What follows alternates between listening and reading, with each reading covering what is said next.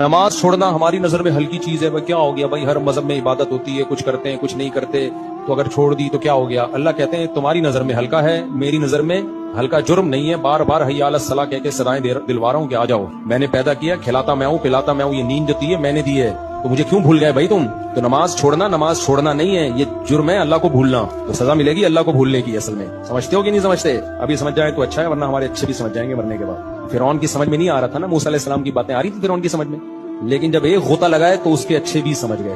اس کے اچھوں کو اب تک سمجھ میں رپورٹ یہی ہے کہ فرعون کو آج بھی زندہ کرو نا، کہے گا میں ایمان لایا، پوری ٹوپی پکڑی داڑھی شلوار ٹخنے سے اوپر رکھے گا، ایسا لگے گا کہ کسی خانقاہ کا منجا ہوا پیر و مرشد ہے اگر اب فرعون آ جائے نا۔ لیکن اللہ کہتے ہیں کہ ایک ٹائم ہے بھائی مہلت کا، اس کے بعد نہیں دوں گا۔ تو بہت ٹائم دیا اللہ نے توبہ کا، میں تو یہ بات کرتے ہوئے خود ڈر رہا ہوتا ہوں کہ ہمارا کیا بنے گا پتہ نہیں۔ تو اس لیے ہم سب کو اللہ بس توبہ کی توفیق ہی دے میرے بھائی۔ نماز نہ چھوڑو، کسی حال میں نماز نہ چھوڑو۔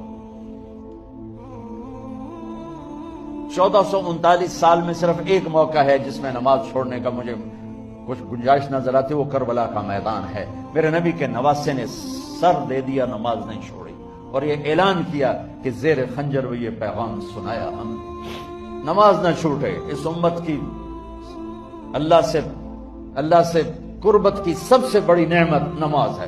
میرے نبی نے فرمایا جب آدمی سجدہ کرتا ہے تو اللہ کے قدموں میں سر رکھتا ہے۔